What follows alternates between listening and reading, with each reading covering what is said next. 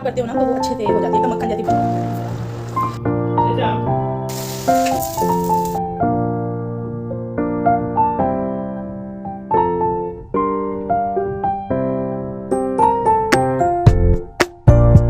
अस्सलाम वालेकुम। कैसे हो आप लोग? ठीक ठाक होंगे और अल्हम्दुलिल्लाह से मैं भी ठीक हूँ, फिट हूँ, मज़े में हूँ। और अभी ना मैं ना अपना मॉर्निंग ड्रिंक लेने जा रही थी, तो ये ना तो चेंज होती रहती है, कभी मुझे कुछ पीने का दिल करता है, कभी कुछ पीने का दिल करता है। तो मैं ना अपने मिजाज के हिसाब से पीती हूँ जब जो पीने का दिल करता है। वैसे तो कभी कभी कुछ भी पीने का दिल नहीं करता, तो नहीं पीती हूँ। तो आज ना मैं ग्रीन टी पी रही थी, और ये ना मेरी थोड़ी ज़्यादा बड़ी वाली ग्लास है ना, तो इसमें मैं 2 बैग डालती हूँ ग्रीन टी के। और जब मैं आधा लेती हूँ ना, तो इसमें एक ही वो डालती हूँ, एक ही पैक डालती हूँ। तो यहाँ पे मैंने फिर ना अपनी ग्रीन टी बहुत अच्छे से एंजॉय कर ली, और उसके बाद ना मैंने फ्रूट भी खाया था। अभी ना हमारे यहाँ पे संतरे ना बहुत अच्छे आए हुए हैं, क्योंकि ना अभी सीज़न है ना, तो सीज़नल फ्रूट बहुत अच्छी लगती है खाने में। एक तो मीठी भी बहुत होती है, और मेरी ना बहुत ज़्यादा से ज़्यादा, मतलब मैं क्या बोलूँ, मुझे ना बहुत पसंद, मेरी सबसे फेवरेट फल वही है। संतरे, मौसम्बी जो होती है, मौसम्बी तो दूसरी चीज़ होती है ना, पर संतरे मेरे बहुत ही फेवरेट हैं। और अभी बहुत अच्छे आ रहे हैं, तो मैंने फिर 2 पीस खाया था।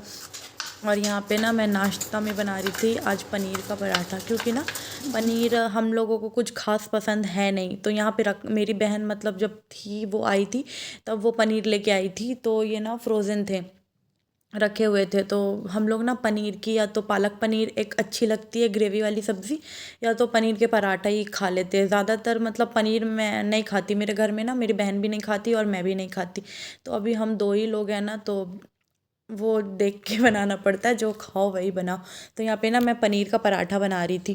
तो यहाँ पे प्याज, मिर्ची और धनिया की पत्ती मैंने बारीक बारीक काट ली थी, और जो बेसिक मसाले होते हैं, ज़ीरा पाउडर डाला था, लाल मिर्चा डाला था, और वो डाला था मैंने, धनिया का पाउडर डाला था। वो एक साइड कर दिया था मैंने। उसके बाद ना आटे में मैंने कलौंजी डाली थी, और वो उसे क्या बोलते हैं सॉरी, मुझे नाम नहीं याद आ रहा है, पर मैं बताती हूँ अभी आपको। अजवाइन डाला था, और थोड़ा सा कोई भी घी, रिफाइन जो डालना है आपको डाल लो। मैंने यहाँ पे रिफाइन डाला था, और नमक डाल के आटा को गूंद लिया था। एक सॉफ्ट सी डो लगा लेनी है आपको। अगर आपके आटे बचे हुए हैं ना, तो आप प्लेन डो में भी बना सकते हो, कोई मसला नहीं है कि बात, मतलब उसी वक्त हमें आटा गूंद के बनाना है। मेरे पास आटे नहीं बचे हुए थे, तो इसीलिए मैंने फ्रेश आटा गूंद लिया। और जब मैं अगर बनाती हूँ ना पराठा, तो फ्रेश आटा गूंदती हूँ ना, ऐसे कुछ स्टफिंग वाले, तो उसमें ना मैं वही कलौंजी और अजवाइन डालने से ना बहुत मज़े के टेस्ट आते हैं। तो मैंने वो डाला था, और फिर 5 मिनट ना रेस्ट पे छोड़ दिया था आटा को। फिर मैं यहाँ पे बना रही थी पराठे। और मेरे साथ ना ये प्रॉब्लम होती है कि मुझे ना ऐसे वो गोल गोल बना के, जो उसके अंदर भर के, उसे बंद करके ना ऐसे बॉल बॉल जैसे जो बनाते हैं ना पेड़े, तो वो वाला पेड़ा मुझे बनाने नहीं आता। तो बहुत ही मुश्किल से मैंने ये वाला मतलब बनाया। मेरे साथ ना पराठे में यही प्रॉब्लम हो जाती है कि मुझे ना प्रॉपर शेप नहीं देने हैं, पर मतलब आते बिल्कुल नहीं है, मतलब मैं गोल रोटी भी नहीं बेल पाती हूँ, पराठे तो काफ़ी मुश्किल हो जाता है। क्यों, और खाना मुझे बनाना अल्हम्दुलिल्लाह बहुत मज़े का आता है, पर ना ये रोटी मेरे बस की नहीं है। और ये तो फिर मैंने ना बना रही थी, मैं बीच में स्टफिंग डाल रही थी रोटी बना के। उसके बाद ना मैं चकोर शेप देने का कोशिश कर रही थी, ना वो चकोर था ना गोल था। बस मैंने 2 पराठे बनाए थे ना, तभी मेरी भाभी आ गई थी। मेरी मतलब फुफेरी भाभी आ गई थी, वो पास में ही रहती है। तो उन्होंने मुझे फिर वो बताया अपनी टेक्निक। फिर भी मेरे दिमाग के ऊपर ही गया सब। मैंने कोशिश किया, पर वो मुझसे नहीं बनता। मुझे पता है वो कैसे बनता है, पर ना मेरे से वो सारे ना पराठे के जो स्टफिंग होते हैं ना, सब निकल के बाहर आ जाते हैं, चाहे कोई सा भी पराठा बनाओ। तो उन्होंने ही मेरी हेल्प कर दी, और सारे पराठे उन्होंने बेल दिया, और मैंने सेक लिया। फिर उसके बाद नाश्ता डन हो गया। उसके बाद ना मेरी छोटी बहन को ना उसके लिए कुछ चीज़ें लेने के लिए जानी थी। तो वहाँ पे ना वो कपड़े लेने के लिए थोड़े बहुत गई थी, डेली यूज़ वाले। तो ना उसे कुछ पसंद नहीं आया ख़ास। तो हमने एक दो शॉप देखा, तो जहाँ पे ना मैं व्लॉग नहीं बना पाई, क्योंकि ना बहुत ज़्यादा भीड़ था, जिसकी वजह से ना मैं शूट नहीं कर पाई। तो इसीलिए ना मैंने थोड़े से वहाँ के क्लिप्स लिए थे। उसके बाद ना वो उसने कपड़े भी लिए थे, उसके बाद ना वो उसे अपनी स्लीपर्स लेनी थी, और ये स्लीपर जो उसने अभी पहनी है ना, तो ऑलरेडी हम दोनों बहनों के पास है और वो भी ले रही थी। फिर मैंने उसे मना कर दिया कि नहीं, ये वाला नहीं लोगी। ऑलरेडी मतलब एक एक घर में कितने एक जैसे चप्पल आएंगे, तो इसीलिए उसने वो फिर नहीं लिया। फिर वो यहाँ पे देख रही थी, और हम लोग बाटा में थे, काफ़ी अच्छे कलेक्शन यहाँ पे आए हुए थे। तो ये जो गोल्डन वाली सैंडल दिख रही है ना आपको, मुझे बहुत अच्छी लग रही थी। पर ना मैं अभी वो कर रही हूँ ना, मेरे साथ ये वाली चीज़ काफ़ी ज़्यादा होती थी कि मतलब मैं ना फिजूल में बहुत पैसे खर्च करती थी, अभी करती नहीं हूँ। कि मेरे पास जो सामान है ऑलरेडी, मैं ना वो उस टाइप की बहुत सारी चीज़ें ले लेती थी जिसकी ना कोई यूज़ ही नहीं आनी है। अगर हम ले भी लेते हैं ना पैसे खर्च करके, और फिर वो ना रख देते हैं हम, क्योंकि अभी कुछ होना नहीं है, कुछ यूज़ नहीं आना है। वो 1 साल पड़े रहेंगे या 2 साल पड़े रहेंगे, कब तक अलमारी में बंद रहेंगे पता नहीं, कब उसका पहनने का बारी आएगा। तो मैं सोच रही हूँ ना, जो चीज़ें मेरे पास है तो मैं पहले उसे यूज़ करूँ, उसके बाद ना मैं कुछ न्यू चीज़ें लूँ। सॉरी, आप मेरी ल्यूँ को अवॉइड करना, लूँ मतलब मैं कोशिश कर रही हूँ, मैं ये कोशिश कर रही हूँ, मैं अभी ये कंफर्म नहीं हूँ कि इसी चीज़ पे मैं चलने वाली हूँ, पर कोशिश करनी चाहिए, फालतू पैसे खर्च करने अच्छी बात नहीं है। तो मैंने वहाँ पे मतलब नहीं लिया, मेरी बहन ने अपने लिए स्लीपर लिया, पर मुझे भी ना एक सैंडल बहुत पसंद आ रही थी। ये ना बहुत कंफर्टेबल थी, ये जो मैं अभी आपको दिखा रही हूँ बहुत अच्छी थी, ब्लॉक हिल थी इसकी, और बहुत ना कंफर्टेबल थी। तो मैंने सोचा कि मैं ले लूँ, फिर मैंने वही सोचा क्यों लूँ, अभी इसका कुछ यूज़ ही नहीं आना है, ना हमारे यहाँ पे कोई शादी पड़ रही है, ना हमें कहीं जाना है, ना कुछ करना है। तो इसीलिए मैंने नहीं ली। और उसने ना डेली यूज़ के लिए अपने स्लीपर चाहिए थे, ये ब्राउन वाला जो वो दिखा रही है ना, वही उसी ने उसने लिया था। और यहाँ पे ना फिर रात के लिए मैं खाना बना रही थी, तो मैं ना चावल भिगो दी थी, मैंने नहीं भिगाया था, मेरी बहन ने भिगाया था। मैंने उसे बोला था, क्योंकि ना चावल अगर आप भिगो देते हो ना पकाने से पहले, आधे घंटे पहले, मैं जब भी खाना बनाती हूँ ना, तो चावल को ना आधे घंटे तो भिगो देती हूँ। तो मैंने अपनी बहन को बोला था कि चावल भिगो दो, मैं ना रात का खाना बना दूँगी। और अभी हम लोग 2 ही लोग हैं, तो फिर ऐसा कुछ सीन नहीं है कि क्या खाना है क्या पकाना है, मतलब जो भी है तो गुजारा कर लेते हैं, खा पका लेते हैं। तो ये ना मैंने सालन बनाया था एक दिन पहले, तो हमने एक वक्त ही खाया था, और मतलब ना हम मेरे खाने का कुछ था और ना मेरी बहन खाने वाली थी।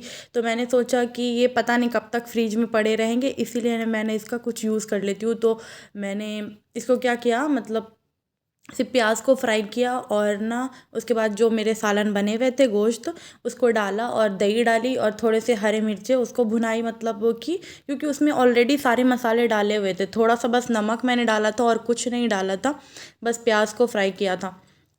तो इस तरीके से ना मैंने चावल बना लिए, तो वो ताज़े चावल भी बन गए, और मतलब ये गोश्त भी जो सालन बचा हुआ था हमारा वो भी यूज़ हो गया।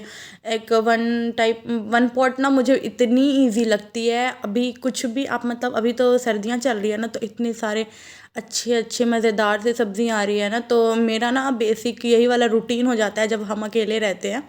तो मैं ना ज़्यादातर वन पॉट वाले खाने ही बनाती हूँ, क्योंकि क्योंकि ना एक तो आसानी हो जाती है ना काफ़ी ज़्यादा, बहुत वो ताम झामने अलग अलग करना होता है। जब मतलब आप लोग भी रिलेट करोगे, जो मेरी बहनें मतलब घर पे सिर्फ अकेले रहते हैं, जिनके घर पे मतलब लेडीज़ वाला सीन होता है कि हाँ सिर्फ लड़कियाँ लड़कियाँ लड़कियाँ, तो उन्हें ना उतना कुछ ना टेंशन नहीं होता खाने पकाने का, अरे भाई जो भी खाना है पकाना है, हमें ही तो खाना है। पर ना जब जेंट्स रहते हैं ना आपके घर पे, तो फिर ना बहुत ज़्यादा मसला होता है, अभी क्या बनना है, फिर खाना क्या बनना है, फिर रात का खाना क्या बनना है, ऐसे करके ना बहुत ज़्यादा मसला होते थे। जब मेरे अब्बू यहाँ पे थे और मेरी बहन थी, उसके हस्बैंड भी थे, तो माशाल्लाह से ना मेरा तीनों वक्त ना किचन किचन किचन में निकल जाता था। पर अभी ऐसा कुछ नहीं है, अल्हम्दुलिल्लाह मुझे बहुत ज़्यादा टाइम मिलता है। पर वो ना मैं मतलब बहुत सारे वक्त मतलब फ्री हो जाती हूँ मैं। और पता नहीं है मैं कि मेरी क्या प्रॉब्लम, मेरी बहन ना मुझसे बहुत शिकायत करती है, तुम अपना मैं बंद करो। पर मेरे से नहीं होता, मैं जो मतलब जैसे बोलती हूँ वैसे ही बोल रही हूँ, पर खैर छोड़े। यहाँ पे मैं आपको कंसीलर दिखा रही हूँ, ये स्विस ब्यूटी की कंसीलर है, और ये ना इतनी अफोर्डेबल चीज़ है ना, कंसीलर है। क्योंकि अगर जो भी लड़की ना जैसे कि मैं 15 साल की थी ना, तब मैंने ये कंसीलर लगाना यूज़ किया था। अगर आप ना अफोर्डेबल प्राइस में कुछ लेना चाहते हो, तो ये ना स्विस ब्यूटी की आप कंसीलर ले लो। इसकी प्राइस ना 249 की है, और मेरा शेड ना 02 सैंड स्टेबल है। यहाँ पे आपको शेड दिख रहा होगा, सैंड स्टेबल, ये मेरी शेड है। और इसमें ना कम से कम 8 से 9 शेड तो अवेलेबल है। आप जिस स्किन टोन की हो ना, उस हिसाब से आप चीज़ ले सकते हो। तो मेरी जो है तो वो मैं अपने हिसाब से स्किन टोन, और मेरी पता नहीं है कितनी बॉटल खाली हो चुकी है, मुझे ना बहुत ही अच्छी लगती है। मैं बता दूं, अगर जो मेबलिन की जो 800-900 वाली कंसीलर है वो ना उसे टक्कर देती है ये वाली 250 की कंसीलर। तो आप ना ज़रूर ले लेना, ये बहुत ही बजट फ्रेंडली चीज़ है, बहुत अच्छा कवरेज भी देती है। और ये ना जैसे कि आपको अ, अपना मेकअप करना स्टार्ट कर रही हो नई नई, तो ये ना कुछ पैचेस वगैरह भी नहीं छोड़ती, जैसे कि पैच धब्बे धब्बे हो जाते हैं ना, वैसी नहीं होती अगर आप इसे अच्छे से ब्लेंड करते हो। और इसे ब्लेंड करने के लिए ना आपको कोई वो ब्रश की ज़रूरत नहीं है। मैं 1 मिनट में आपको करके दिखाती हूँ। हाथ से ना ईज़िली ब्लेंड हो जाती है ये। उंगली से भी अगर आप करते हो ना तो वो अच्छे से हो जाती है, एकदम मक्खन जैसी ब्लेंड हो जाती है। तो आप ना ज़रूर से ये मंगा लेना जिसे ज़रूरत होगी, और अगर आप बोलोगे तो मैं ना आपको लिंक शेयर कर दूँगी। और अभी तो ये ऑफ़र में ही चल रही थी ना, तो मुझे कुछ 212 रुपये की मिली है। ऐसे इसकी प्राइस 249 है। आप ले सकते हो, कभी कभी तो ऑफ़र में ही आपको 150 की भी मिल जाती है, बट मुझे अभी तक 150 की कभी नहीं मिली है, तो 200 की मिलती है मुझे। तो आप ना ये खरीद लेना जिसे भी मतलब ज़रूरत हो। कंसीलर वगैरह, कंसीलर ना बहुत इंपॉर्टेंट है। फाउंडेशन अवॉइड कर लो आप, लेकिन कंसीलर आपको लाजिम चाहिए ही चाहिए अगर आप अच्छे मेकअप करते हो तो।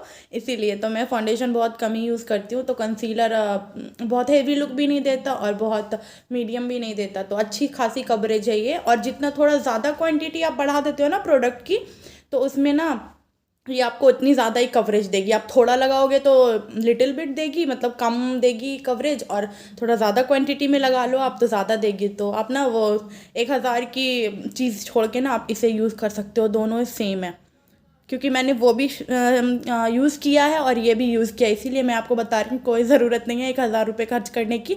आप ये लगा लो, ये वाली स्विस ब्यूटी की कंसीलर बहुत ही अच्छी है। और मुझे रिव्यू देना, अगर किसी को लिंक चाहिए होगा तो मुझे बता देना, मैं ना नेक्स्ट व्लॉग में मेंशन कर दूँगी।